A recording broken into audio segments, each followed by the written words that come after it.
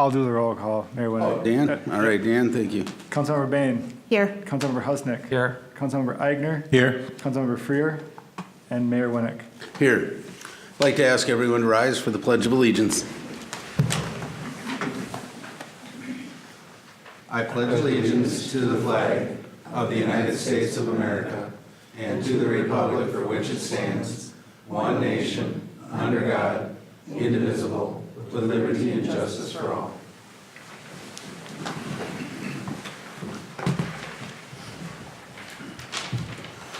All right, I'll look for a motion to approve the agenda.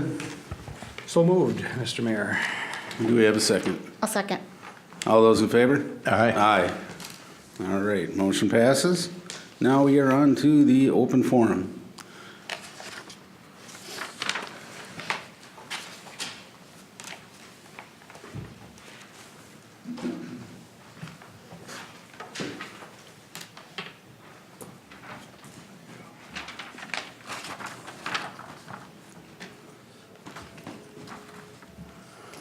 JJ? All right.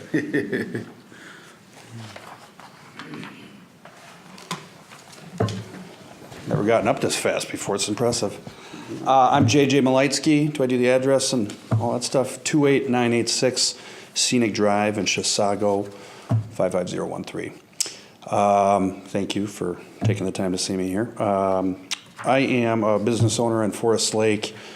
Considering there's an opportunity at Forest Hills Golf Club. Restaurant has opened up. We're currently in discussions with that location about potentially opening a restaurant in the current place. My question is the signage available. I did speak with Donovan recently, and he said that I was kind of digging a little bit and asking about the housing. It's on Haro, if everybody knows it, 97. The housing development there has a temporary sign permit available, and I think the clause is once 80% of their homes are sold, then they will be pulling the signage down. I am curious if there's any way that we can potentially either piggyback, or I know that Donovan educated me a little bit on it. I didn't get to dig too much farther in, but private clubs don't allow signage, I think, on public areas, but a restaurant could. So the restaurant's public, the club itself is private. My question, looking at this housing complex, it's probably a decade, give or take. I don't know how fast they're selling houses, but it's probably going to be 10 years that'll be up. That would be obviously more than enough for us to potentially piggyback on that. It's just a very well hidden place, and any exposure that we could have would certainly help our decision in making it, but also, help the community, help people keep staying here, spending their dollars in Forest Lake, and tax money coming back home. So that's really it. Any questions, or let me know your thoughts. This is kind of an open forum, so we could bring this to a workshop, but I think we'd like to hear some feedback from staff. Sure. On what can be done. I'd like to hear from you with, kind of a square footage idea of what you're thinking about, and, if the owners of the sign presently, or where that sign is at, if they're acceptable with doing something like that as well. Perfect. Yeah, to me, I think they're about 12 by 14. I didn't get out there with the tape measure, but that's what they currently have. They got a pair of them. To me, it wouldn't even have to be that big. I mean, it would be, we're still working on a name, but, something less than that, to say the least, whatever their square footage. They got a couple hundred square feet, and realistic, I cut that in half. Isn't really necessary. We're not doing any lights. We're not doing any backlit, anything like that. Majority of the business would be daytime business. That really, my request would be to allow us to stay within just a standard guideline that you guys would usually have. But I know it's not attached to a building, so your usual square footage allotted is a little different because it's obviously off-site. So I'd be happy to work with anyone and compromise and do what we have to do. But just to have the name on there with a big arrow pointing the other way would be amazing. So. Mm-hmm. So members of council, we can internally discuss it and just compile some more information and potentially look at what the options are. I think as sorry, I'm going to get your last name wrong, but. Malitsky. Malitsky, so Yep. it indicated, this is considered an off-premises sign, and traditionally, we don't allow off-premises signs, so it's a conflict with the code, but sounds like he's talking about something more temporary in nature. The current sign is on on that private property with the permission of the property owner. But, that'd be something that they'd have to pursue, and we can certainly evaluate how this fits. We also, if you recall, not terribly long ago, went through the process of kind of our city community signage, and actually have kind of some branded signage that's out there. And I don't recall if Forest Hills qualified for that, but I guess we can see within the guidelines that MnDOT's established for Highway 97 whether or not Forest Hills or whatever restaurant you have fits within that. It may not with the restaurant only, but if you could combine it with the golf course potentially, maybe that's something to consider as well for that destination or signage that we have. So. Yeah, and it would be mostly the golf course or the restaurant itself, because I think that was it, and Donovan had brought that up, that it wasn't cleared for the private club portion of it, but the public restaurant would be kind of I don't know, he didn't use the word loophole, but that would be the opportunity to make that happen. So, Sounds good. All right. perfect. We'll try and figure out something that'll work for you. Sounds amazing. Thank you. Enjoy your day. Hey, and Ron.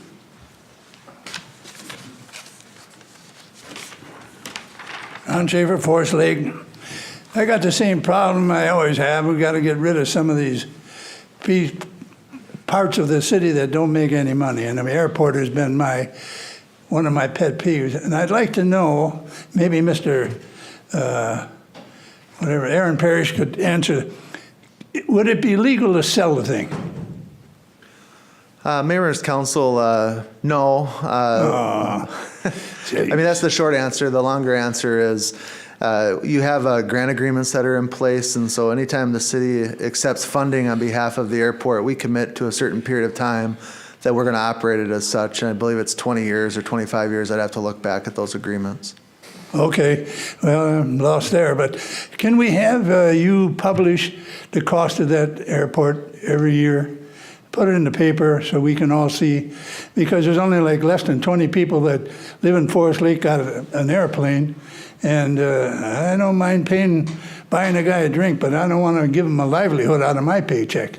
So publish what it really costs us, please. Thank you. All right. That concludes the open forum. We'll move on to the consent agenda. I'd like to make a note, consent agenda item 6D has been withdrawn. So with that, I'd look for an approval or changes there too. Mr. Mayor, I'd make a motion that we approve the consent agenda except for 6E that has been withdrawn. Is that the one? 6D. D, as in dog, okay. We have a second on that? I'll second. Go ahead. All right, all those in favor? Aye. Motion carries. That takes us to, do we need to vote on 6D if it's been withdrawn, or just skip over that, Aaron? No, I think you're fine. All right. We'll move right along then. Move on to the regular portion of our agenda. Your Honor, I'd like to invite Isaac and Mary Frances up here to just give you an update on their event that's coming up in partnership with the YMCA.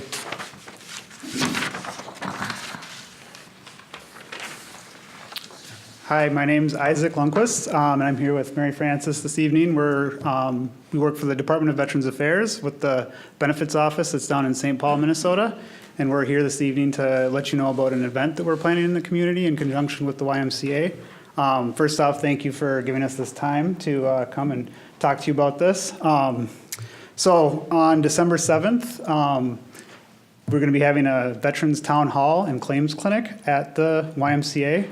We'll have the director of the St. Paul Regional Office there, along with the key leaders from the Minneapolis VA Medical Center and leaders from the Fort Snelling National Cemetery. We'll also have, they'll be discussing key initiatives that are going on with the VA right now, and also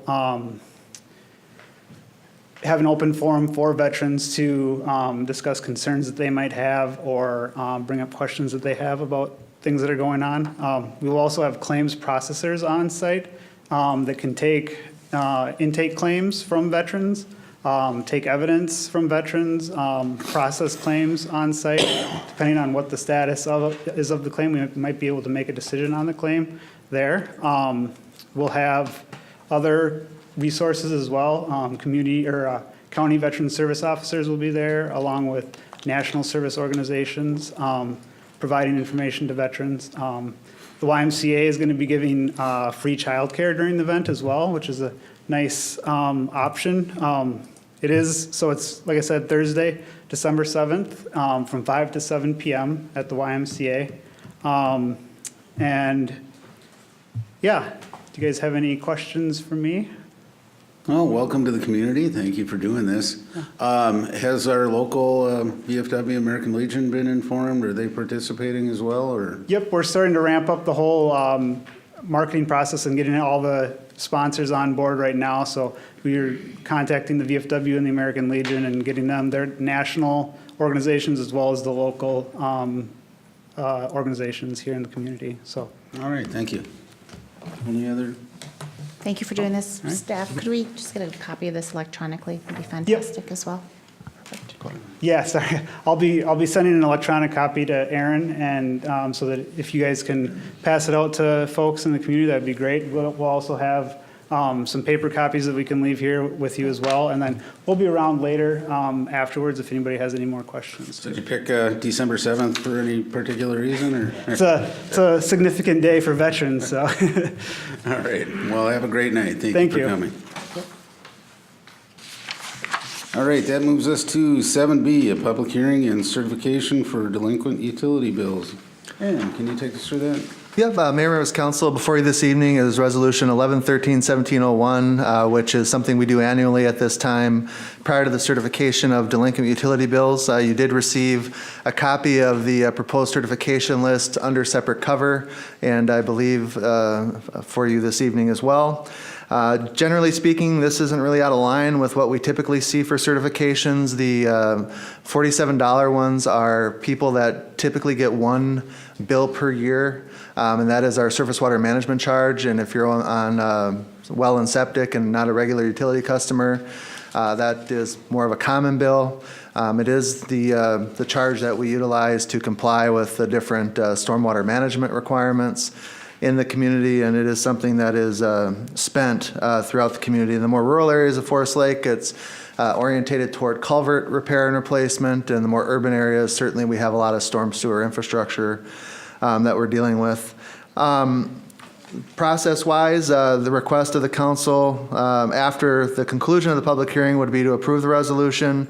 We will not actually certify the final list until the end of the month, so people do have until November 30th to come in and pay and address any issues that they might have with billing and so on that we could resolve ahead of certification. Otherwise, with that, Your Honor, I'd be happy to answer any questions that you have or would defer to the public hearing. Any questions for Aaron? All right. I'll open up a public hearing. Anybody that would like to speak to this, you are welcome.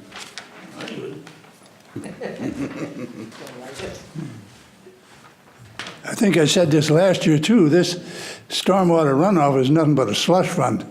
You know, I remember, and I brought this up last year, they paved part of Stella's parking lot because the cars might leak oil and get into the lake. God almighty, that is a dream.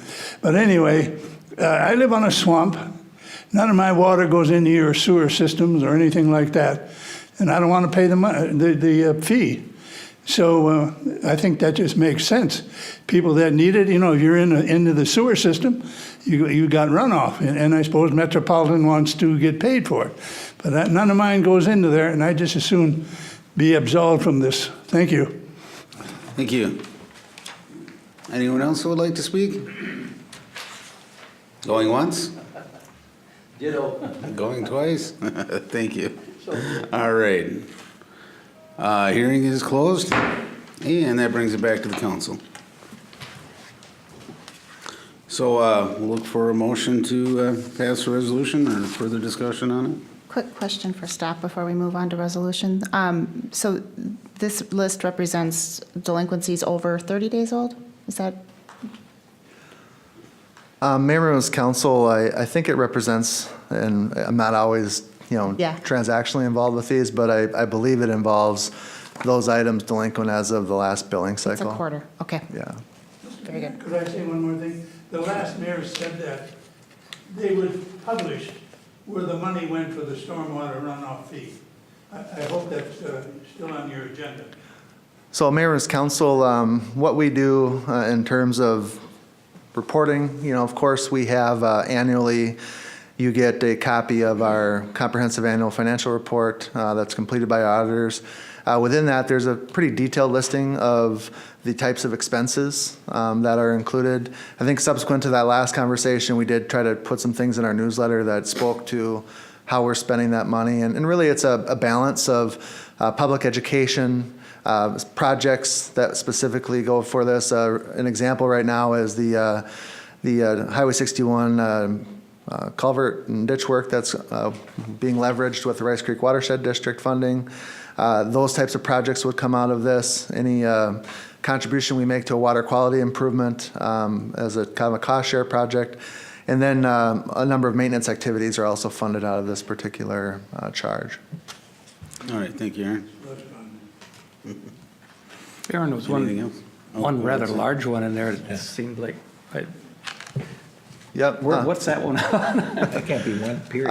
That's one. Mayor's Council, that is a water-intensive business You do it every year. over off of 12th, and it's a car wash. And so they do use an exceptionally large amount of water, and that would represent, their annual billing. So both water and sewer, because they obviously get charged both. And so, Daniel? I mean, we're certifying here for charges that have not been paid for the entire year.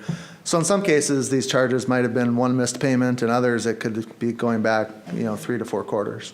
But how can they, how do we allow them to run that long? I thought Dave always says we send a letter out and get 100% compliance.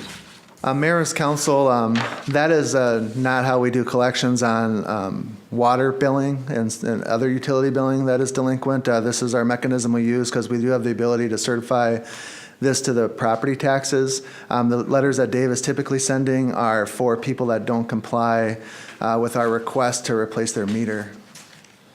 Okay, thank you.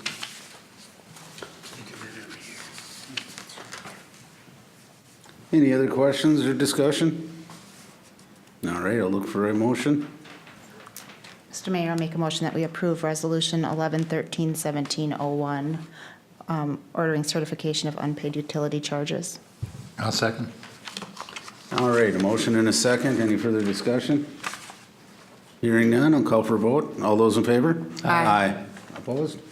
Motion carries. All right, that takes us on to, lost my agenda.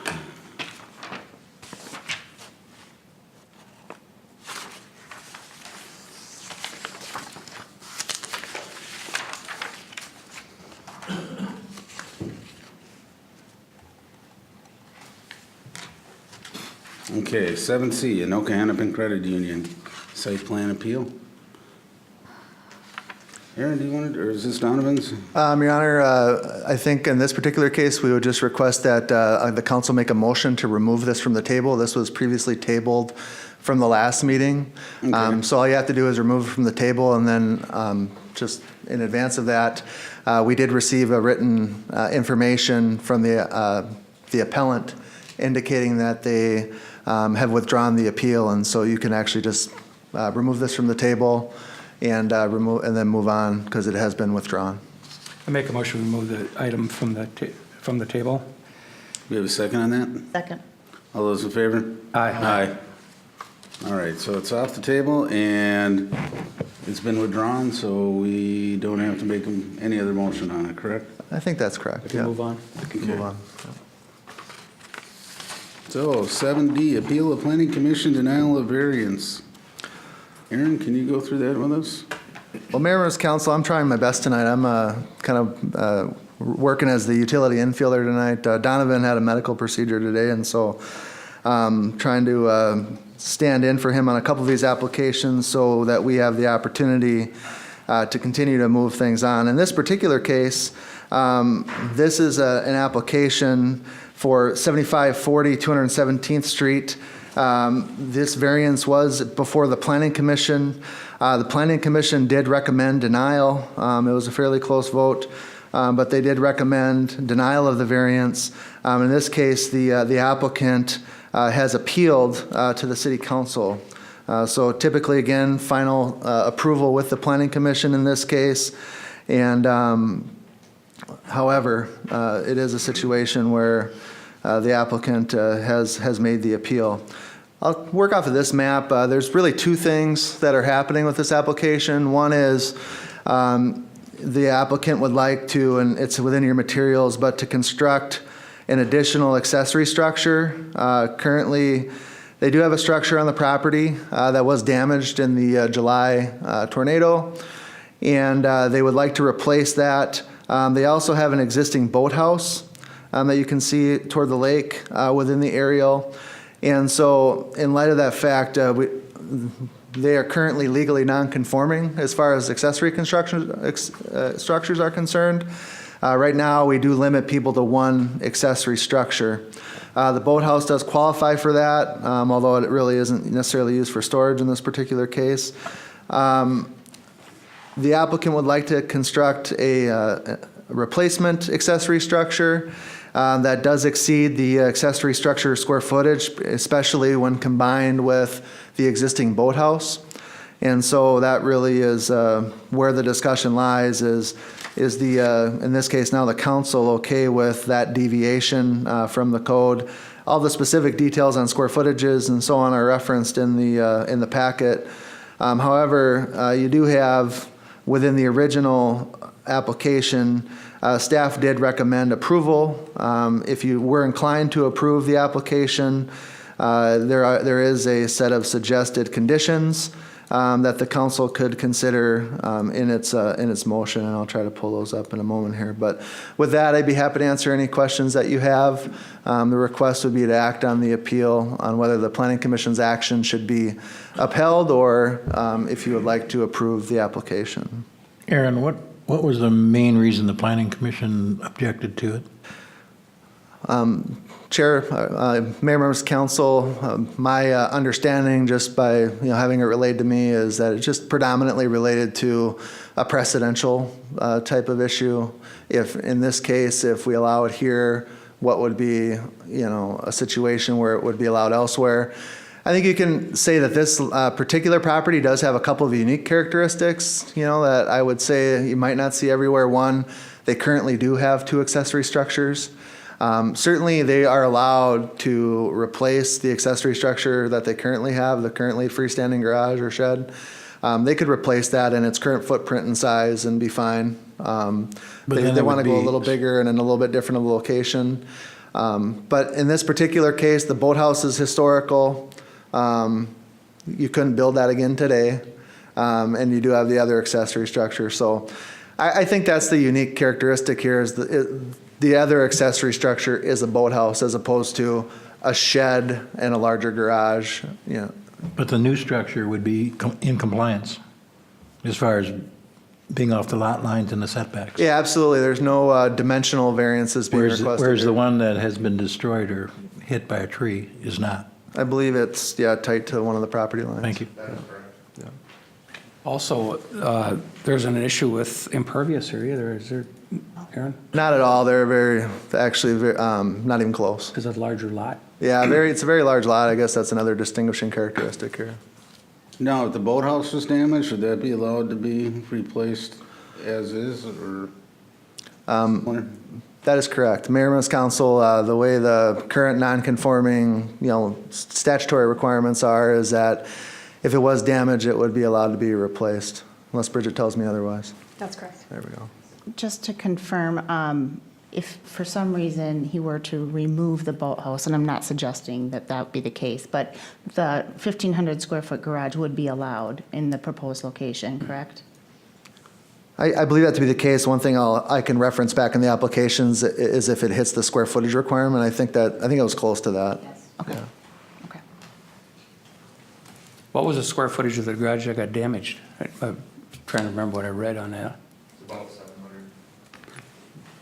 Come on up.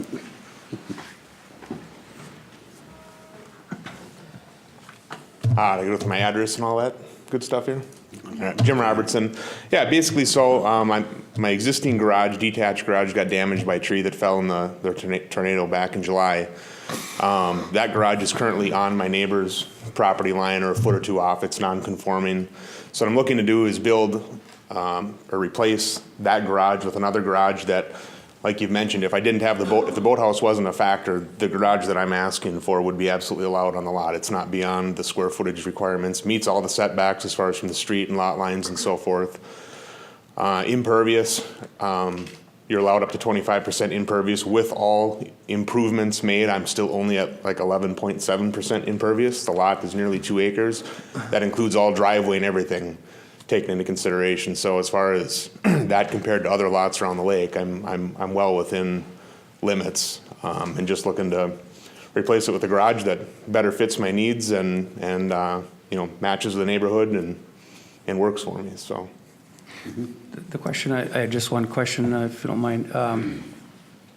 During the public hearing, was there any neighbor objections to any of it? No, in fact, the neighbor right next door came and was in support of it. And everybody that I've talked to around the neighborhood absolutely is in support of it.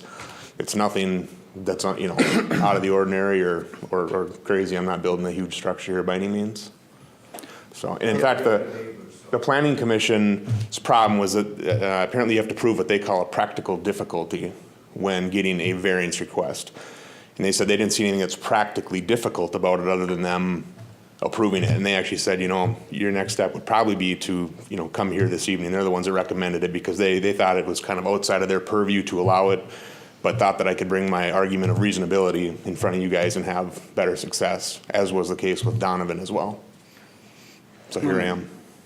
Thank you. And I would just confirm the structure that's proposed to be built is at the threshold for the overall limitation on accessory structure. So minus the boathouse, it would be in compliance with all the requirements. Sounds good. Any other questions?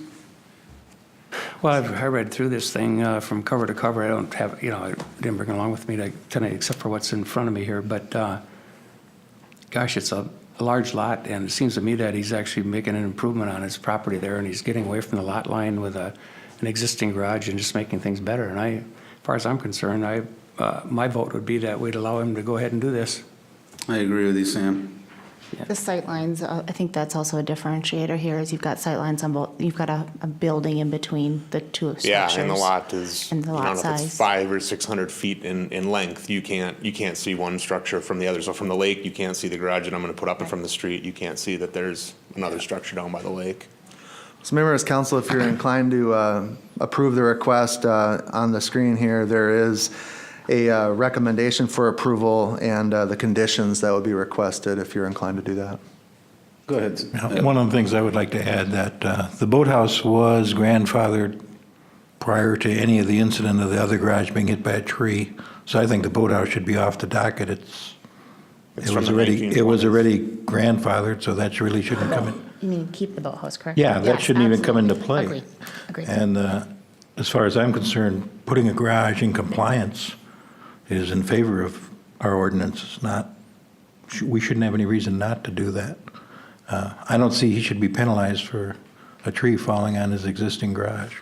Especially also keeping a historic structure, so. And then as far as establishing a precedent for another like scenario, there's not a lot of boathouses out there, I don't think. Not a lot 2-acre lot. Yeah, so, There aren't very many lots that size either. right, so I don't even think it would come into play. On the lake, that's. So I would be in favor of someone making a motion to go ahead with this. Mr. Mayor, I would make a motion that we allow the structure to be built on that the 1,500 square foot under the, along with the recommendations of the staff. The applicant shall obtain a building permit, of course, prior to the construction, and ensure no drainage issues shall result from the construction at the time of the building permit issuance.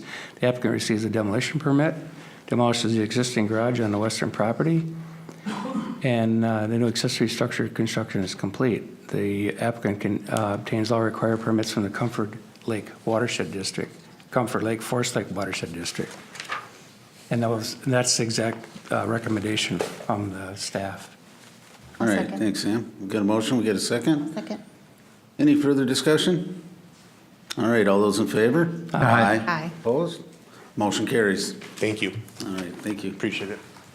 Before we move on, we really need to get the encoder video situation fixed. I tried to pull up the planning commission meeting. Anytime we're considering a planning commission decision, I like to go back and watch that video, and not having that available made tonight's conversation a little bit more clunky, especially if I hate making people explain things twice. And that context is helpful, so let's just get that fixed. All right. We'll get an update on that a little bit later. Moving on to 7E, the Pratt Land Exchange. Aaron? Mayor, members of this council, this is an issue that's been before you a few times. I've been talking with Mr. Pratt about various ideas. Just by way of a refresher, the proposal would be to convey this parcel outlined in the red with a portion of the property that encompasses his existing parcel that's adjacent to our woodland preservation area here. Overall, the parcel that's proposed to be conveyed is about 10.87 acres. About 2.2 of that approximately would be wetland. Kind of bisects the site here, as you can see, leading to a kind of a drainage area adjacent to the airport. There are some concepts included within your materials that speak to how this particular property and or adjacent properties could be programmed for the expansion of Fenway Fields. What this would accommodate and allow for Mr. Pratt is the construction of a number of villa units, as well as approximately 40 unit affordable housing project that is being proposed by Common Bond. So the net acreage is 8.6. Moving along, there's been a number of conversations with Mr. Pratt. Our portion of property that he is proposing to acquire is 3.9 acres. The Parks, Trails, and Lakes Commission did have the opportunity to review the proposed land exchange. From their perspective, they are comfortable with the proposed land exchange. Their motion for approval their motion to recommend council approval did include the notion that the remaining portion of the woodland preservation area be incorporated into Fenway Park. So that is the action that is before you this evening based on their recommendation. You can see it's a little bit light here, but this generally outlines the area that is proposed to be conveyed to Mr. Pratt.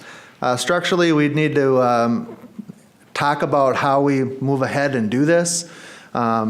Could be as simple as exchanging quitclaim deeds, but as we've talked with the city attorney, we've discussed the idea of entering into a preliminary development agreement that would provide for the land exchange as the development proceeded.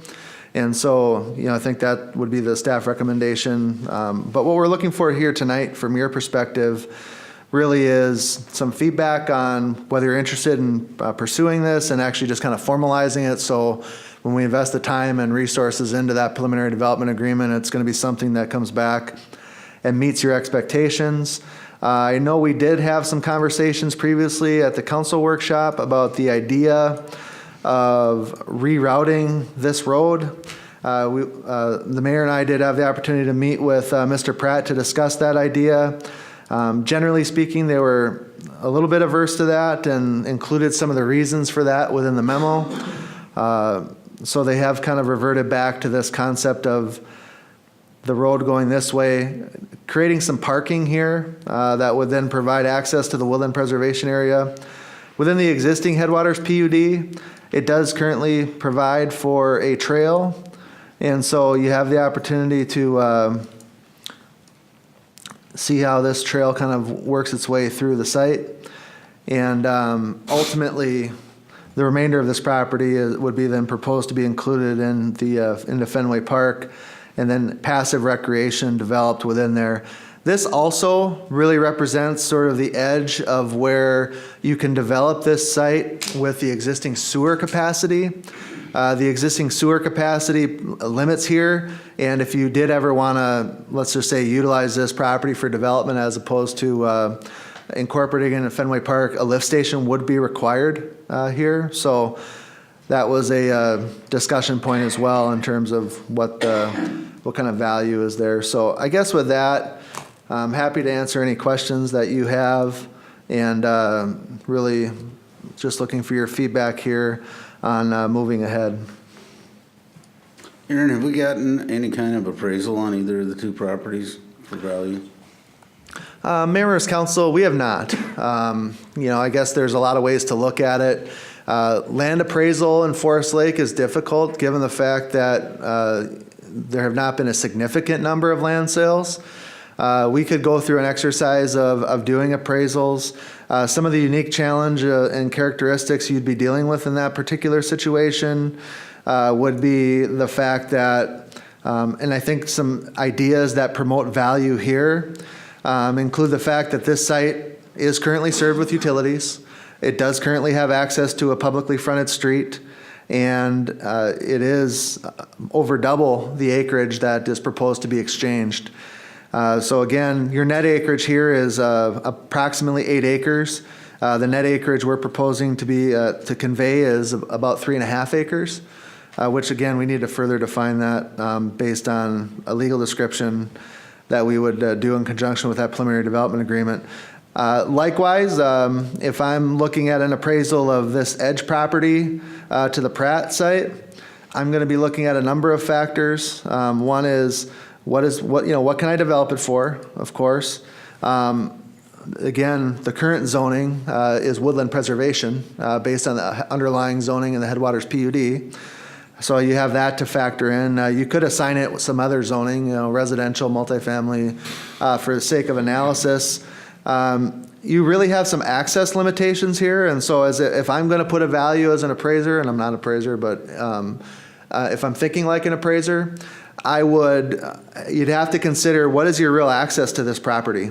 And right now, as you know, this area features wetlands as well as this area. These are the two frontages we have for this particular property. So at a minimum, if you're not going to access this through the Pratt site, which you'd have to do that with their cooperation, you are then having to access the property through the wetland areas. So that would be certainly a negative impact. And then the other kind of overriding impact is, what's your utility and sewer situation here? Right now, you're not directly served. You'd have to extend utilities from down here to, out here, however far it is you're going to ultimately develop. So I think an appraisal would be a challenging situation in this case. The way I kind of looked at it is in the marketplace, we've seen this site listed for $2 to $3 a foot. We've seen other properties go for $1 a foot. It just really depends on what you have in terms of utilities and things like that.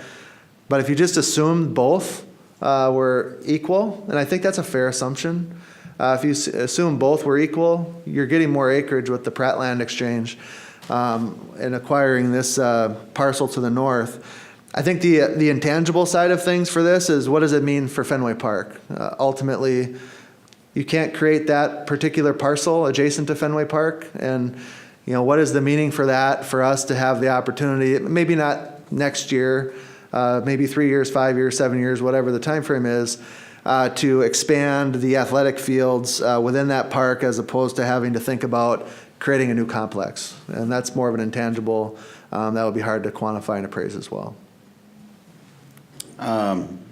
What about the roads going into this proposed development? It's all public street, but yet we've got almost a vast majority of it either buffers against the airport, or there's no property owners there that we can assess any future repairs or maintenance to. How does that work? Would that get then divided among the property owners there, or is that just something the city has to pay for? So, Mayor, members of the council, I think that's a good point, and it is a deficiency in the exchange. Is by having this particular road curve adjacent to the airport property here, ultimately the developer is going to be responsible for the initial construction of the street. But in 30 years, 40 years, 50 years, whatever the reconstruction time frame is on this parcel, you would be in a situation where you're singly assessing one side of the street as opposed to being able to assess two property owners that are not public. I mean, I guess, you could assess the airport and have that conversation or whatever, but typically we would not do that to a city facility. So it is, this particular area, this particular length would be challenged from an assessment perspective. Unless, Ryan, do you have any thoughts about how that might be considered in a reconstruction scenario?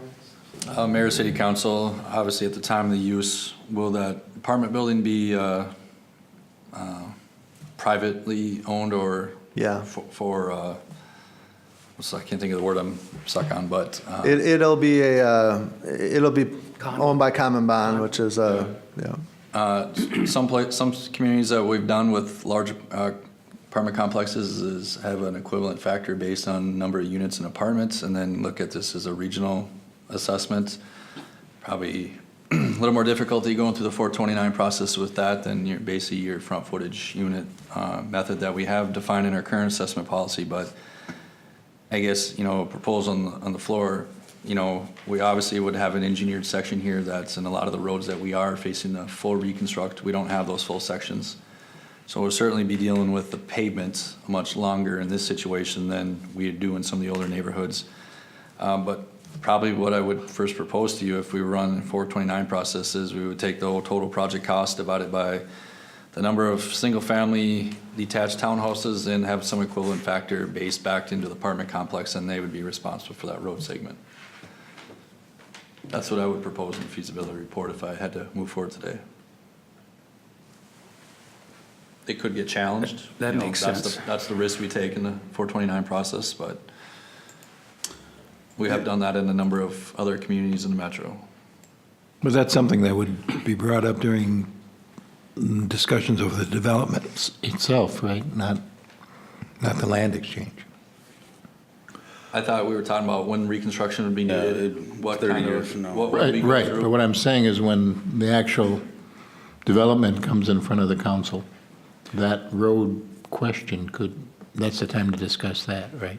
Yeah, Mayor, Council, that's a fair point. So this really, what we're asking you to discuss and consider this evening is we're okay with the development and the land exchange in concept, but it certainly is subject to going through the land use application process and certainly subject to final approval for however they're going to come in, whether they do conventionally actually this is a comp plan amendment required as well under the existing Headwaters PUD.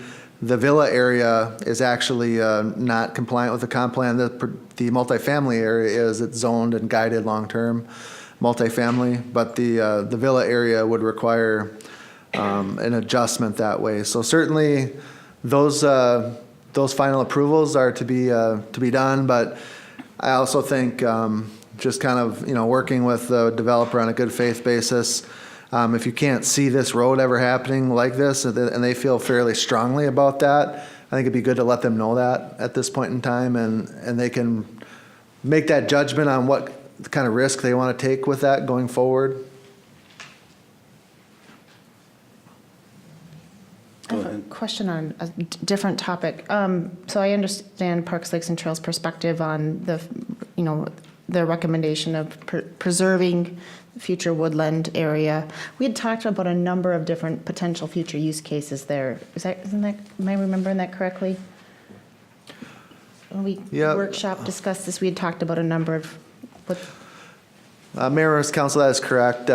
What we had asked Mr. Pratt to do at that time was to give us a concept of how the property could be ghost platted if we wanted to look at it from a development perspective. I can certainly pull that up. The yield on it wasn't that significant, and as we started talking about it and had further engagement at the staff level and looked at the limits of the lift station, Yes. the incremental amount of lots you would generate there versus the investment in a lift station and all the other infrastructure, it was getting to be a more difficult discussion. But you certainly, part of the council consideration, could have it where we just want to leave that question unanswered at this point. It doesn't have to be incorporated into Fenway. It can remain in its current status of woodland preservation. which is more discretion as to what you do with it. There's nothing in the ask tonight that would require us to make a designation. It was just simply Parks, Lakes, and Trails recommendation that in the future, that's what the considered use is. Is that correct? Yeah, that's certainly their preference and recommendation to you, but you can, leave that issue aside. It's not imperative to have that decided to go ahead with the land exchange. And you can even see in the current concept the fact that, there is some impact to the woodland preservation area with the trail development. Now, some level of trail development was always envisioned on this site within the woodland preservation area, and we actually have a letter of credit that's outstanding to support that at some point. But, trail, you can always adjust trails. I mean, that's not as going to drive the future site development, so. So if we don't support the land exchange, are we dealing with just the villa portion of it, or is it the whole project that has to? Mayor, members, council, it'd be hard to speculate on that, but what I would anticipate would happen, or at least my best projection, if we were not interested in the land exchange, what likely happens is you would see a standalone application for the common bond project. They would come in for their 45 units, 40 units, 50, the exact numbers escaping me at the moment, but you'd likely see an application for that. The project has generated some momentum. It was the recipient of tax credits by the Washington County Community Development Agency, and so they did receive a few weeks ago an initial allocation of credits, which is favorable then for a final allocation. So I'd expect that they will continue to move on with this. I would expect that you would see an application on a standalone basis here if you didn't see that, and then Mr. Pratt would continue to explore his options with regard to the industrial parcel to the north. And I don't know, Ryan or Aaron, the layout of the street the way it is now, how efficient is that for public works as far as snow plowing maintenance goes in the wintertime there? Dave, what do you think? Oh, Dave, I didn't see you over there, I'm sorry. You can plow anything, so it really doesn't, we just don't like the really tiny cul-de-sacs. Anything other than that, nice big ones, turn around the truck is fine. Just So no problem, there's not really a clear spot for snow, but you'd probably plow it in, you'd probably go reverse. just push it into the middle and, You go reverse traffic there and just pull everything from the front of the driveways and then put it towards the middle. It's probably why they do it that way, so they can get the snow away from the front of the driveways. That's a pretty good idea, actually. When we discussed this last time, wasn't there a question as to how if we exchange the property, how do you get to the parcel by Fenway Field? Wasn't one of these discussions going through this project?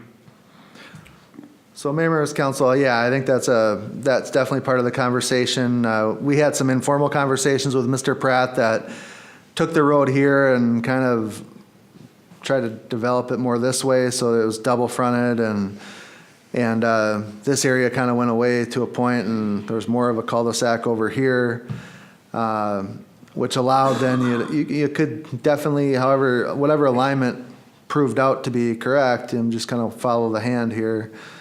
You could certainly go that way if you were looking to connect to Fenway Fields from the road here. It's not necessarily a must-do by any means. Certainly in the future, as you look at concepts and ideas for Fenway, one of the notions is, can you extend either through trail, or if you wanted to get vehicular parking back here in some way, extend parking, into here and then access, or we have the ability to put some amount of pavement, whether it's vehicle or trail, in this corridor to access this rear portion. So you do have the ability to have good site interconnect. And so I think this particular parcel can be very well served from the current access off of Fenway. But it doesn't necessarily preclude the idea of coming through here. I think as the Parks, Trails, and Lakes Commission discussed it, though, they really like the idea of an informal area building on this trail alignment to walk around the area, maybe even kind of bringing it further through and walking around some of these green areas are kind of fingers of wetland. And so I think there is a desire to kind of maximize sort of that natural recreational experience that the site might provide. Kind of becoming our unofficial dog park at the moment, I do believe. Definitely over here, and I think they'd like to just keep going, yeah. Minor point of reference, but airport zoning kind of picks up right about here. So from here on, you can't really have any structured development, although I think we all acknowledge informally that people definitely walk through there. All right. Any other thoughts? Well, basically, I mean, we're just voting on the exchange. That's really what it amounts to. The design and all that kind of stuff could certainly change along the way, I would guess. I know there's some concerns about their road and everything. I guess what we have to decide is whether or not the exchange is a good idea and go from there, you know? Mm-hmm. I think this is a unique opportunity to expand Fenway Field. It's kind of it's not very often we have an opportunity for a win-win, and here's an opportunity for developer to get a nice site as well as us to get in my opinion, a better site for future Fenway expansion for whenever that might happen. I'm not opposed to a woodland area there, but I'd like us to keep our options open of what the future would look like for that woodland area. So I'd prefer for us not to commit to that tonight, but I would be in favor of the overall exchange. I'm not sure if it's a win-win. I would have liked to seen a little different design, a little bit easier public access. I think, you know, if we do want that park area developed, it would be nice to be able to get there much more conveniently rather than, you know, having a lot of traffic going through what's designed as a seniors neighborhood, safety-wise, hours of access to. Those things concern me. Bigger question is, are we coming out ahead, or is this going to cost us more in the long run to maintain that public road, do those things, than the tax revenue we might be getting out of it? At the end of the day, you know, hopefully we're breaking even on it, and I don't like to see things where, you know, we have to hope to break even on it. I do think that there's a lot of potential with the property next to the ice arena. I think that potential lies in incorporating it with Fenway. But I really think the biggest factor is, you know, it would have been nice to be able to work this design a little bit easier so that when it does come time to repair those roads, when it does come time to develop that, it's much more it pays for itself, plus also creates that access for the community rather than having you know, a bunch of cars winding through, you know, a private neighborhood. That's my biggest concerns anyway, but ultimately, yeah, I think, you know, having the land by Fenway is a good deal. I just wish that, you know, we could have worked out a much better design for this portion of the property before we do the exchange anyway. And I think there's still time, there's still potential to come up with something there that, you know, wouldn't push Mr. Pratt's costs up any higher. You know, I don't expect that portion of it either, but that long road with no houses fronting it, no businesses fronting it, that's, you know, hundreds of thousands of dollars in maintenance when it comes time to fix that road. And where we're gonna find that'll be the question.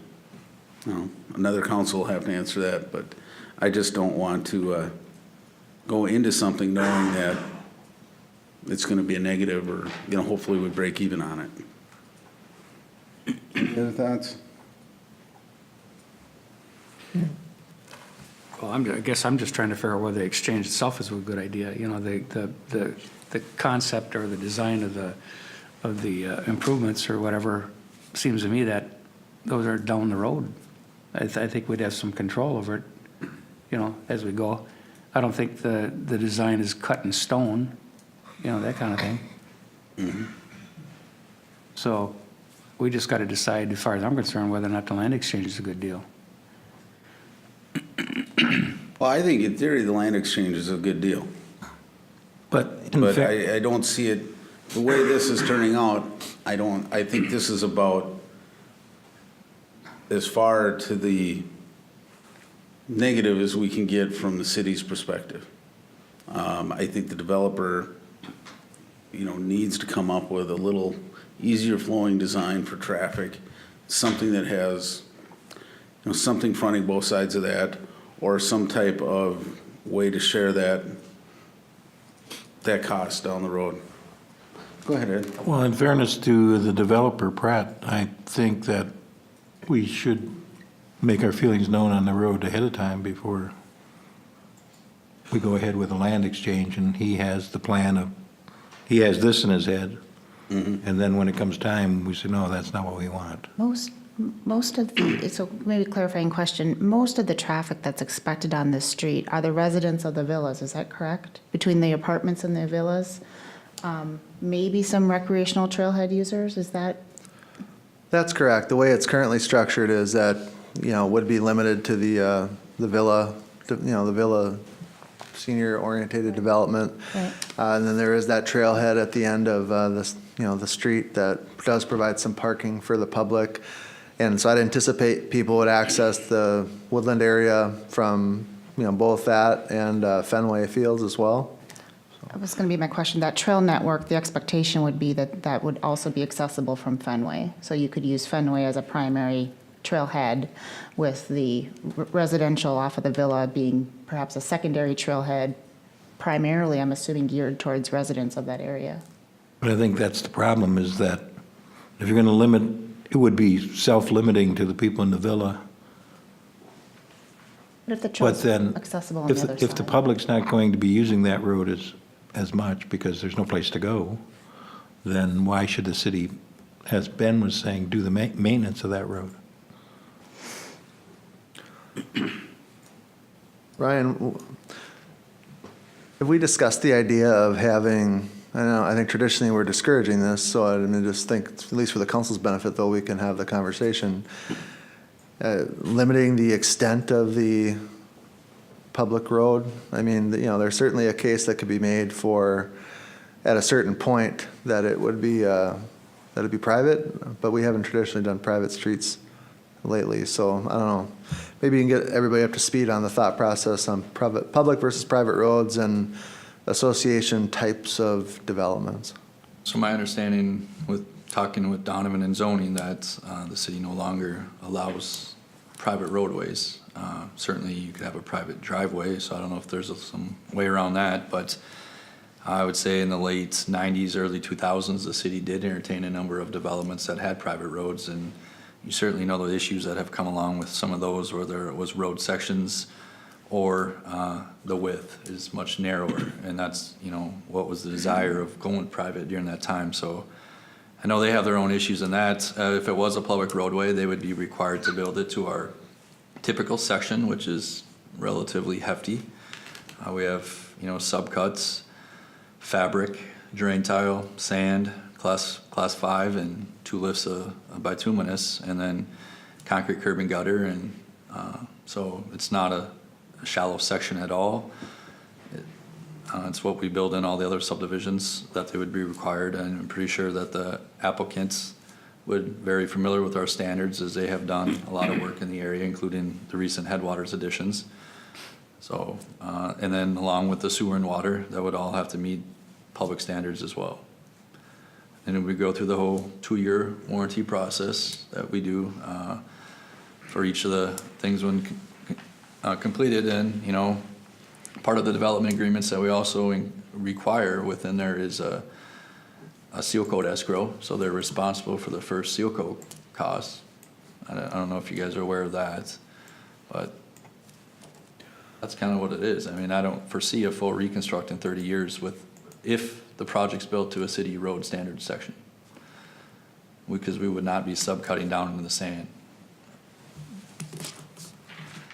Mayor, members of council, a couple of additional points, just within the memo here. As we had conversations with Mr. Pratt about the alternative road alignment that would basically kind of bisect the property and create a double frontage street. Some of the issues that he expressed concern with there was that it would negatively impact the apartment site, that it would be too small for their purposes.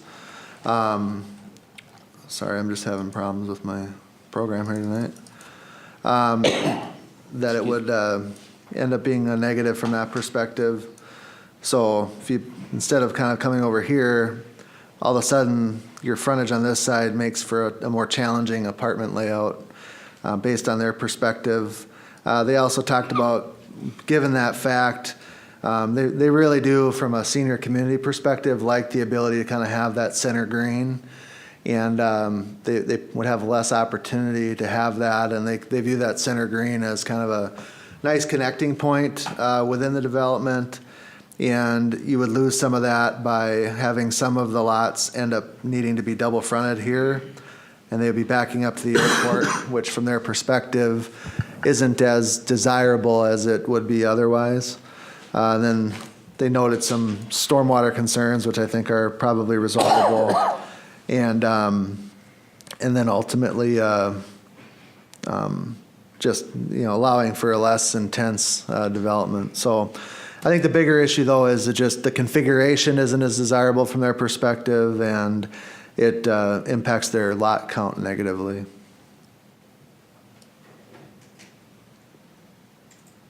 So, do we have any other residents that would be this close to the airport? I mean, do we have to factor in noise, or, I mean, obviously airports are first, but if you look at, would we be dealing with the potential of noise complaints in the future, or, us being forced to do something at the airport to abate that? I think it's a good question, Ben, because I agree with you. I think there's an issue. I really do. So members of council, yeah, certainly anything proximate to the airport, not just even here, but many places. Clear Lake, where, you're a lot of the takeoff is happening. You've got already multifamily here, which, is fairly proximate. So I think that whole conversation could extend fairly wide around the airport. You obviously know, we get anecdotal feedback, that way already. The theory, of course, is that, the airport was there first, and people should be aware of that fact, but as we know, that isn't always how it works out. So. Is there any kind of way that, that can be written into the homeowners association, something, acknowledging that they're buying property adjacent to the airport? I think I'm not sure that there's anything formal that can be done there, but I don't know, Bridget, do you have thoughts on that? No, I don't think so. I think we can. Mayor, members of the council, I don't really think so. Certainly we can include language in the development agreement, not really legally binding, but just calling out the fact that there's an airport nearby, and so that there's going to be noise generated there. Just try and highlight it wherever we can. All right, thank you. Any other thoughts? No other questions here. Confirmation of clarification for the ask for tonight. So you're asking for motion approval to proceed with the land exchange, and then future agreements that would come to council for ultimate finalization and approval. Is that correct? You're looking for a directional approval at this point? Yep. So Mayor's Council, the original recommendation based on Parks, Lakes, and Trails is outlined here. Based on some of the conversation I've heard tonight, one of the ideas you could entertain is to proceed with the proposed land exchange and direct staff to finalize the documents necessary to complete the exchange in conjunction with the proposed development. Make a motion that we proceed with the proposed land exchange and direct staff to move the project forward. All right, do we have a second?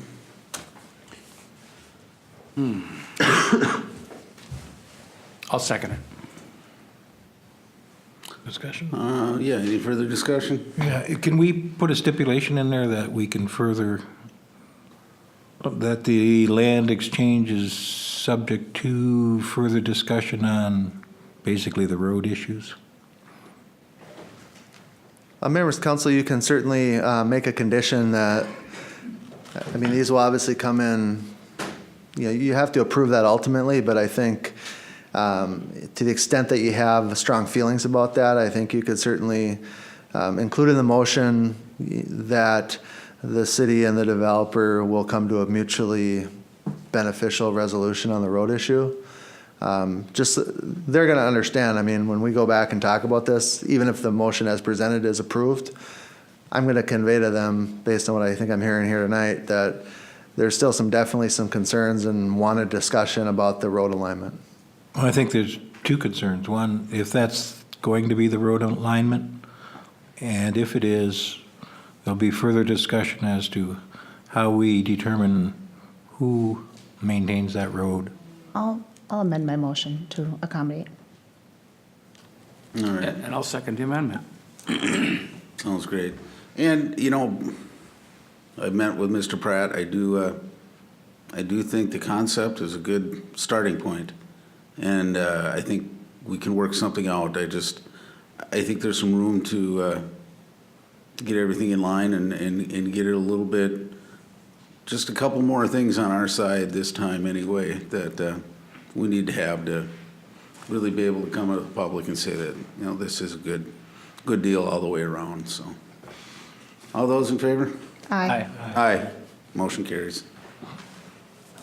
All right, that takes us on to Gateway Green.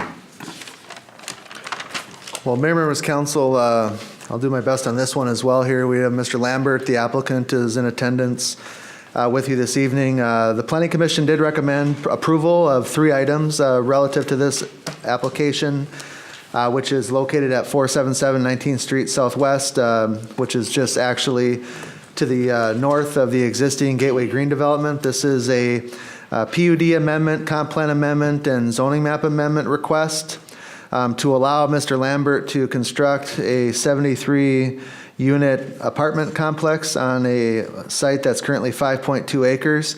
Current zoning on the site is multifamily and B2. The comp plan and zoning map amendment would allow that to be strictly multifamily.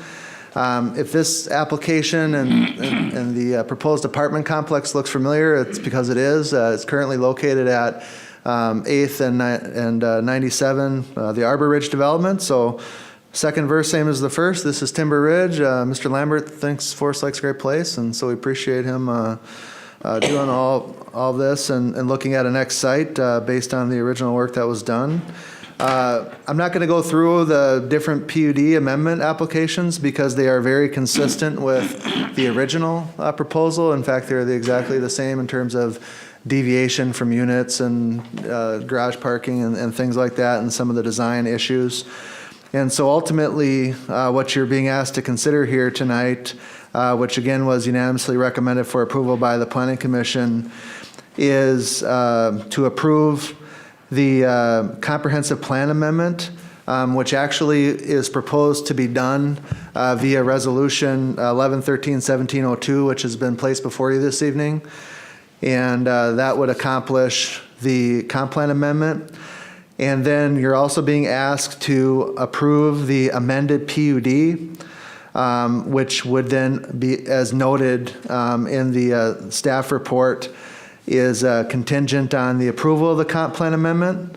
And then finally, we do have a rezoning on the agenda here this evening, although in conjunction or in discussion with the city attorney, there does need to be an ordinance amendment that goes along with that. And because we flipped this from Planning Commission last Wednesday to you this Monday, we actually have to, with the new state law that was implemented actually just this year, provide at least 14 days notice of the ordinance amendment. So we would just ask for you to hold on that one, but realize that that one is coming with the final PUD application, and then we would prepare notice of that. But these are all synergistic applications, and so certainly just note that that is a step in this process. So Again, comp plan amendment is really the first item for consideration this evening.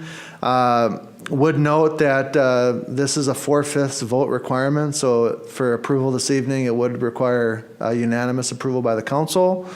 And then would then just ask you to move and consider, if that's approved, to consider the recommendation from the Planning Commission to approve the PUD with all of the noted staff changes. So with that, I'm happy to answer any questions that you have to the best of my ability in my effort to be Donovan this evening, and certainly the applicant's here to answer any questions that you have as well. All right, thank you, Aaron. I got a couple quick ones here to hit on, and I'm fairly familiar with a couple of the concerns we started with on the first apartment, but site density on this one, I believe, is less than what it was over on Gateway Green. Let me. I will look that up. I don't have the Gateway Green density available off the top of my head. Do you know but if we're having to amend our per acre, per whatever density? let me. I know we had to with the Lighthouse Lofts. Yeah, this isn't anywhere near that level of density. Correct, okay. By no means. I guess that was my question, is just, you know, this is within our typical expectations. And again, it looks like there's more than sufficient parking as well. Yeah, this is similarly parked to the previous development, which seems to be performing. Okay. Any other questions? Go ahead. Is there a public use associated with this? Mayor's Council, thankfully there's not in this particular case. We didn't have to go through that exercise. A couple of things. This is an amendment to the PUD because this was a previously existing PUD that never moved forward. And so actually there's some precedent where there was previously some multifamily plan for the site. And so Gateway 1 and Gateway 2 are kind of integrated developments. And so the multiple building concept and or other requirements that we typically have for PUDs that were all addressed in conjunction with that original discussion. And there's no trail associated with this one either? There is a sidewalk on 19th, but Not a walking no trail. loop trail beyond what is being done for internal site circulation. Good. And sidewalk conversation pending the redevelopment of 11th by the county at some point, correct? So Mayor's Council on that front, of course, Everton at this point has not been finalized. Yep.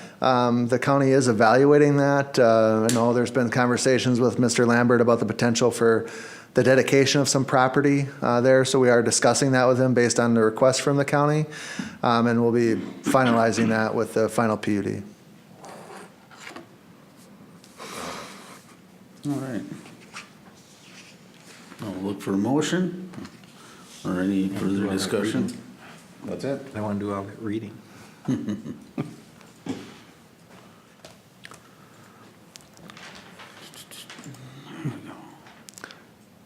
If you are ready for a motion, Your Honor, the first item would be consideration of Resolution 11-13-1702. Okay, that's the one we have in our packet here.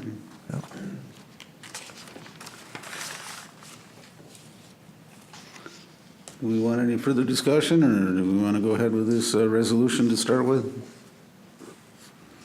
I'll get us started here. I'll make a motion that we approve Resolution 11-13-1702 for the comp plan amendment. All right, do we have a second on that? I'll second. Any further discussion? All those in favor? Aye. Aye. Opposed? Motion carries. So we got the first part of that one done. All right, now, And Your Honor, the second requested action would be the approval of the Timber Ridge preliminary PUD amendment with the 8 noted conditions on the staff report, and the additional condition that the PUD approval is contingent on Met Council approval of the comp plan. So that'd be condition 9. all right, and You're aware of all the conditions, Mr. Lambert? And it's acceptable? All right. Before we move forward with the recommendation of the amended PUD, we had conversations on Arbor Ridge around wells. How does this land situation fit within what the planned use would be? Is it within the Duisma, or what is, foreshadow a little bit of what that situation might look like for this particular property? Mayor, members of council, there is a proposed private well on the site plan here. It is not within the Duisma, and so based on our ordinances, Ryan, correct me if I'm wrong, I think you had some conversation or were involved with this. Based on our ordinances, that is permissible. And private well would be used for landscaping purposes? Irrigation, Irrigation. correct, yeah. Okay, thank you. Any further discussion? All right, so we are looking for a motion to approve the PUD with the 8 conditions and the approval of Met Council. I'd make the motion that we approve the PUD with the 9 recommendations. The ninth one being the one that Aaron described with the Met Council. I'll second.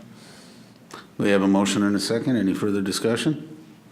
Hearing none. All those in favor? Aye. Opposed? Motion carries. All right, thank you. Thank you very much. First time I've ever had the chance not to have to say anything, so that was really, really very hard for me, actually, so thank you. We're getting a little better I at appreciate your this. support. Just send a check. There you go, exactly. Thank you. Good luck. Have a good night. All right, Aaron, 7G. Mayor, members of council, as you're aware, we're looking to transition to a new airport engineer. We're actually in the early stages of some litigation with SEH relative to the paved runway project, and staff thought it'd be appropriate, given some of the things that are going on at the airport, to have it in place airport engineer. And we, of course, have a very good, long-standing relationship with Bolton and Mink. They do have an airport practice group. And this was discussed by the Airport Commission at their last meeting, and they did recommend the retention of Bolton and Mink to be the designated airport engineer for the Forest Lake Airport. There is an agreement that is included, and so the request this evening would be to approve Bolton and Mink as the airport engineer and to authorize execution of the agreement. And we do have, or did have, Silas, there he is. Silas, the proposed the staff person that will be servicing Forest Lake, is also here to introduce himself after you have any questions. So with that, I'd be happy to answer any questions that you have. I guess the one question I'm going to have, Aaron, is since we are looking at or pursuing litigation, have we had input from our attorney on this as to switching airport engineers at this point? No, Your Honor, that's a good question. Jim Thompson with Kennedy and Graven is working with us on the litigation, and I did pose that very question to him from a timing perspective, if he thought that was appropriate, and he did indicate that that was the case. And just in advance of this, realizing that the council approval needs to happen, we have had a good level of engagement with Ryan and Silas on some issues at the airport. And, ultimately, as we move through that process, we're going to need that support to get opinions on at least one design deficiency that we're going to argue about in that process, and just giving feedback on other items as we move forward so we can be well represented in that process. And price-wise or billing-wise, is it comparable to where we have been at? Yeah, Mayor's Council, I think certainly is. The nice thing with the agreement that we have in place is the first 10 hours of service per month are actually discounted. I can look it up, but I think it's $70 per hour, Ryan, or 90, what was it? 75. 75. So that actually is very competitive. And generally speaking, the airport engineer there may be months where we don't have any service. There may, or they may just come to a meeting and that'd be the only thing they do. for the entire month. There's other times where there's a capital project and there's a lot more work that's happening, and a lot of those capital projects are funded through MnDOT with cost participation, and so it really, a lot of the activity out there really very much depends on the amount of capital improvements that are ongoing. And then annually there's some assistance provided for any inspections that are happening and some things like that. So I anticipate for the foreseeable future that we'll be in, given that we've come out of a large capital project, that will be more of a maintenance mode. But certainly, there's any number of things that are always happening at the airport that require attention as well. So. I should just highlight on a couple other points, just so it's on the transparency there. We understand there's some transition things that occur, and that would be completed with Silas and his airport team at no cost to the city, so you wouldn't see cost for that.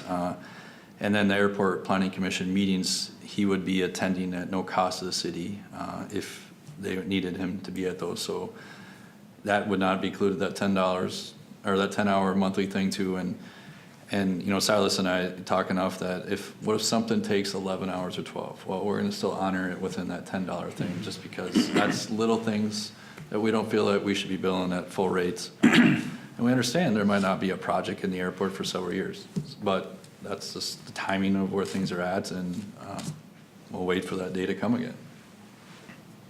All right. Yeah, Ben, both the questions you brought up were brought up at the Airport Commission meeting too, as far as, is it too early to do this and that kind of thing?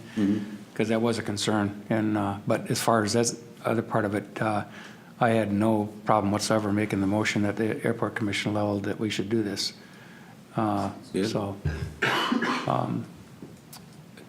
So therefore,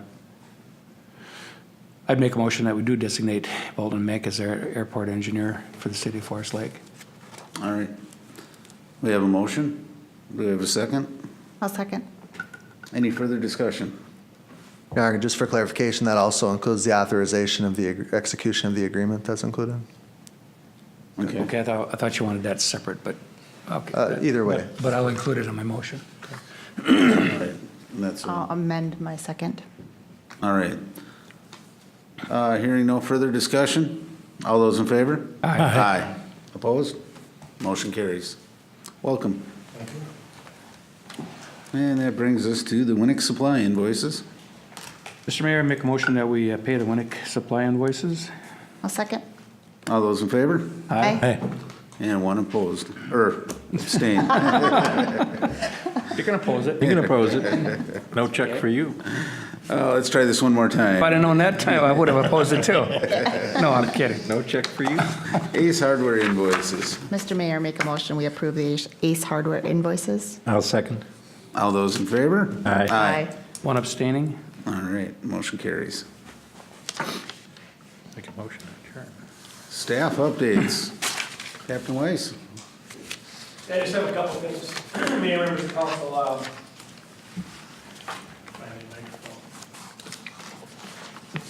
just two quick updates.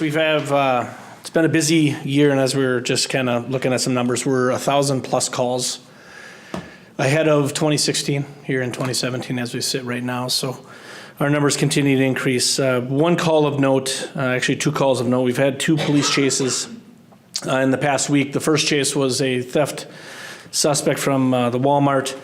That chase was quickly terminated. We had a positive ID on the suspect, and there was no sense in continuing that chase. We charge him later and find him on a different day. And then this morning, or actually this afternoon at 1:45, one of our officers doing some extra patrol out on Highway 97 had a vehicle go by without any license plates on. In a very short matter of time, the vehicle pulled over. The officer was about to get out of his vehicle, and the vehicle takes off. That pursuit lasted from Irish and 97 through Forest Lake, out Highway 8. We were assisted by many agencies. Lakes Area Police Department used stop sticks at right in front of the Northern on Highway 8, deflated a tire. That vehicle came to a much slower speed at that time, and a pit maneuver was used by our agency. causing some very minor damage as trained, actually, that maneuver. And the reason the pit was used at that time was that vehicle was now going into oncoming traffic with school buses and things like that. And so that chase was ended. So the suspect in that vehicle was charged with possession of stolen property. The vehicle was stolen, hence no plates on it, no 21-day temporaries. He had a laundry list of charges from us, plus the Department of Corrections wants him back. He just got out a couple of weeks ago. Violated his parole and is going back for several years from this point. And one of the discussions is always brought up is why was one terminated, one was not. Timing of the day was a big factor. School was just being let out on the other one. This one, there was less traffic, believe it or not, on Highway 8. And looking at the video and reviewing the case, our officers did a fantastic job, from our sergeants all the way to our patrolmen. So nobody was injured in the incident today, but I thought you'd appreciate a little update. So any questions of me? Not on the pursuit, but how are things going on 97? As expected, it is a difficult road to patrol for speed. We know they're speeding, but once they get into traffic, any traffic out there is going to slow them down. We have had several enforcement periods out there. We're averaging 12 to 14, whether it be warnings, mostly citations, mostly for distracted driving and passing on the right. Those are the two that we're seeing out there most. We're completed, well, I shouldn't say this in public. We're going to continue patrolling Highway 97, but more so with the regular patrol. Okay, the second question I have is with the new posting of speeds on North Shore Trail. Yep, that's a great question. We have educational stops for the majority up to this point, unless somebody's doing 50, 55, which they would have been 10 over at the previous speed. So anybody in that 5+ over, we're educating them, and what we're finding is that most are residents of that area and they're not seeing the orange flags on the speed limit signs. Really? But it's an educational deal at this point from here on. So, and our 3 officers that we have started are 1 week into their road training. Their first week they had mini academy. They're with their assigned field training officers right now, and all 3 are doing very well. That's good news. All right. Thank you, Captain. Thank you. Chief Newman? Mayor and member of the council, on October 30th, we had a joint fire board meeting with Columbus and Forest Lake. We discussed the fire inspectors program and the options that we had in deciding what we were going to do. After a lengthy discussion, they made a decision to move forward with the pre-fire planning and complete that project, which was started last year. With this program, we'll go into buildings and we document known hazards, identify utility shutoffs and gas and electric, identify fire suppression systems and shutoffs, identify exits and escape routes, classify the business by hazard and occupancy, identify emergency contact info, and update the point of address information for the new 911 CAD system. By going through and completing this pre-fire planning program, we'll have a better idea of the businesses and the type of risks that we have in our community. And then the time frame is between January 1st, if approved, through July. And hopefully at July, we'll have that program completed and we'll be able to come back with better options for a fire inspection program moving forward. All right, thank you.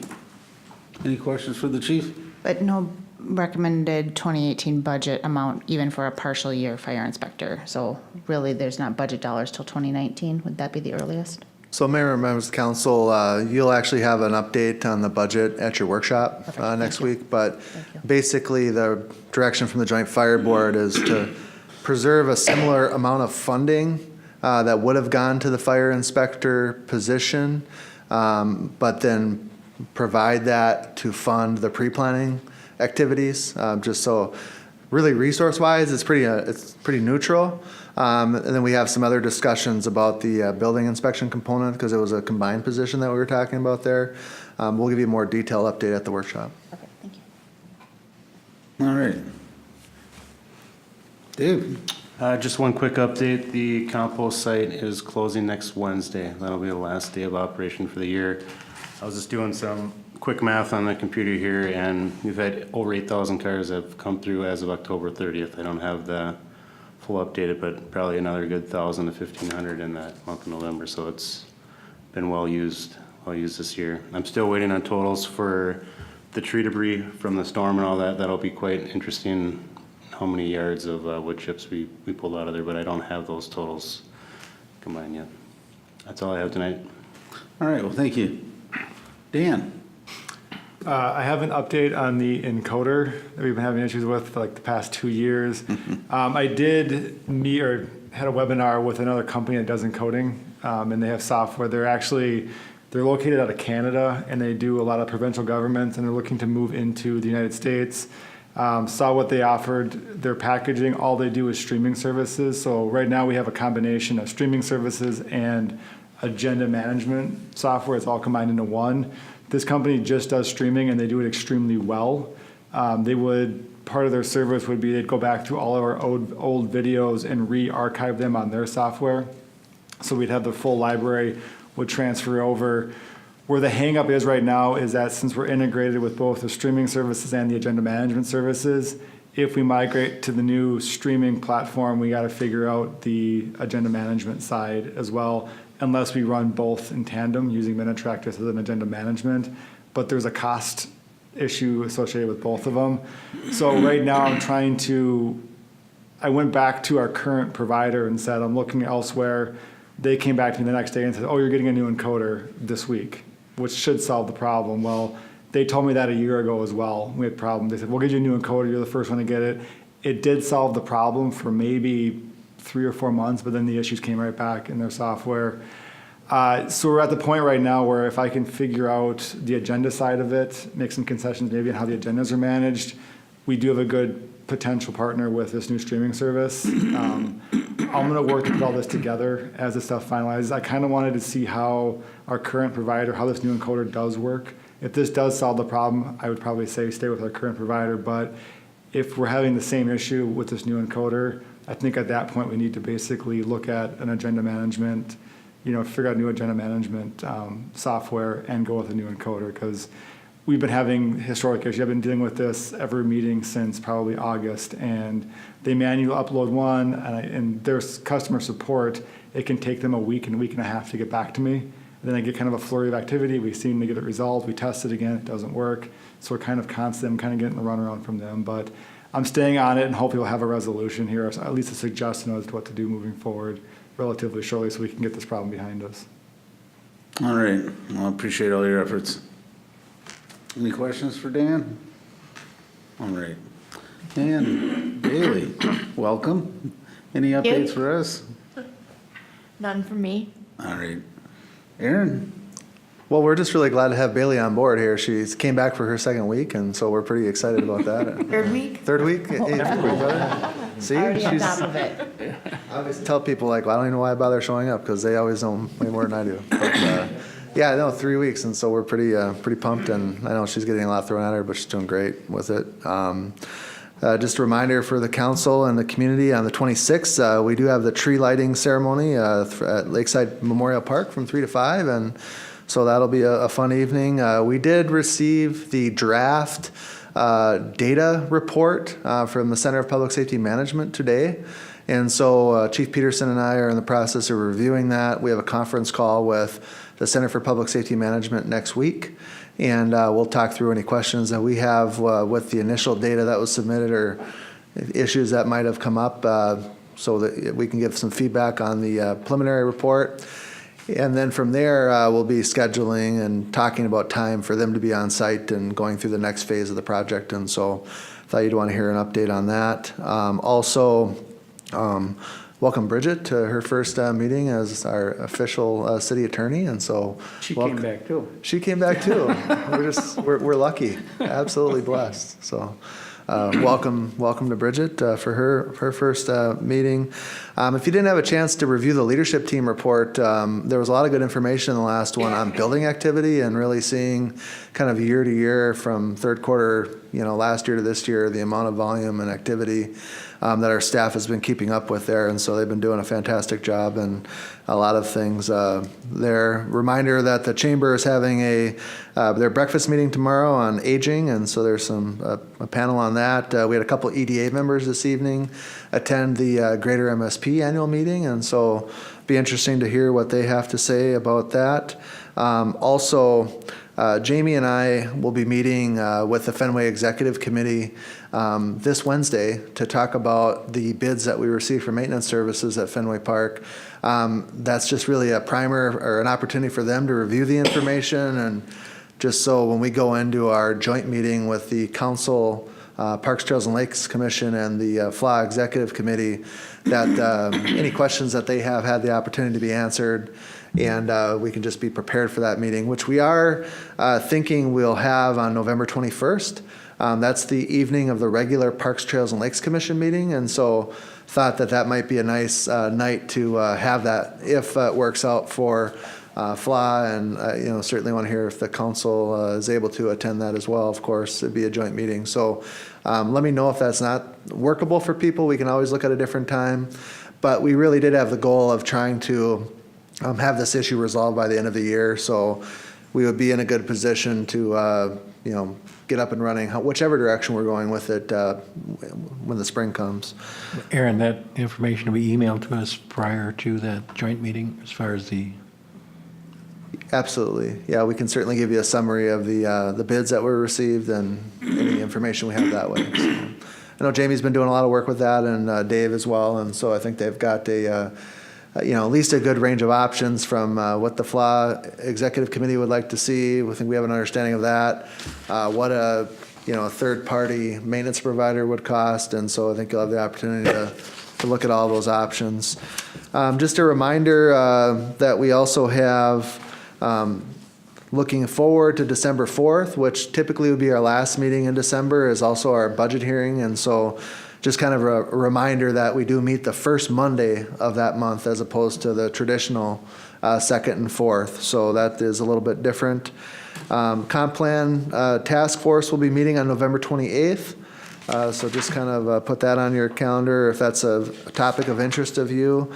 And then we didn't really get a date with the 4 dates we put out there for the council's goal setting session. And so we'll try to do that, but it seems like we're leaning toward the turn of the year here based on the available dates that people had toward the end of the year. So just wanted to give you a little bit of a heads up on that and wish everybody a happy Thanksgiving. Next week we are closed Thursday and Friday.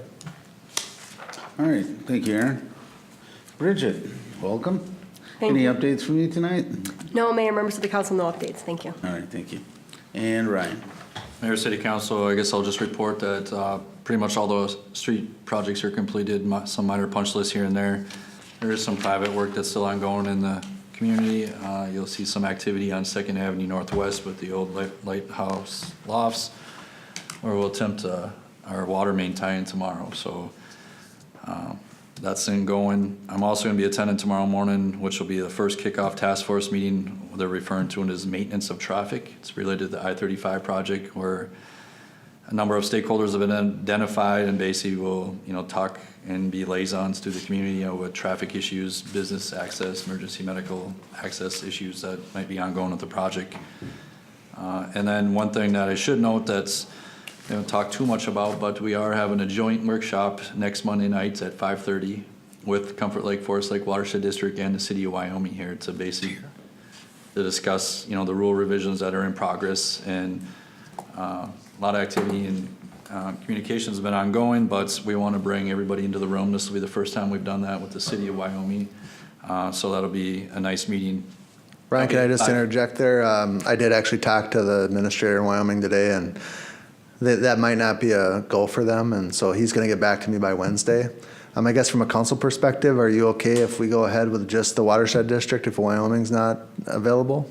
Or would you rather, have it where we can all be in attendance? Is it a date conflict or a more of a not something they're interested in? I think it might be both. So they're waiting to hear back on that, so. If we're just a date, my preference would be we would wait to have a joint meeting, but if they're not interested, I would say we would go ahead. Does that seem reasonable? I think that. we can Yeah, I agree. With that, okay. All right. I guess we might just have the workshop then Monday. So that's all I got, unless you have any questions. Thank you, Ryan. Sam? Yeah, the only thing I was able to get to was I attended the Veterans Day program at the Legion on Saturday night. It was well attended. And Madison Funeral Home, they paid for the food that night, and it was a great program. And a good day to have the grandkids out there and show them what, or try to teach them what the veterans are all about. So All right. that was it. Thank you. Thank you. Ed?